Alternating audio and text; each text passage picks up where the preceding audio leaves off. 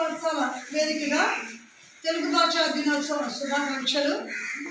గ్రాంథికం భాషపై బోధన కాకుండా వ్యవహార భాష ఉండాలని చెప్పి పిడుగు వెంకటరామూర్తి గారు ఎంతో ఉద్యమాన్ని చేపట్టడం జరిగింది. ఆ సందర్భంగా ఈ తెలుగు వ్యవహార భాషోద్యమానికి 4 స్తంభాల్లో నించున్నటువంటి వ్యక్తులు ఎవరంటే పిడుగు రామూర్తి పంతులు గారు ఒకరైతే, రెండోది గురజాడ గారు, అలాగే గురజాడ అప్పారావు గారు, తర్వాత మూడోది ఏవిఎన్ కాలేజ్ ప్రిన్సిపల్గా పనిచేస్తున్నటువంటి శ్రీనివాస్ అయ్యంగార్, అలాగే ఇంకొకటి బ్రిటిష్ స్కూల్ ఇన్స్పెక్టర్ అయినటువంటి జేఏ ఎయిడ్స్. ఈ 4 కలిపి వ్యవహార భాష ఉద్యమానికి స్ఫూర్తిగా నించున్నారు. వారి పోరాట ఫలితంగానే వ్యవహార భాష అందుబాటులోకి వచ్చింది.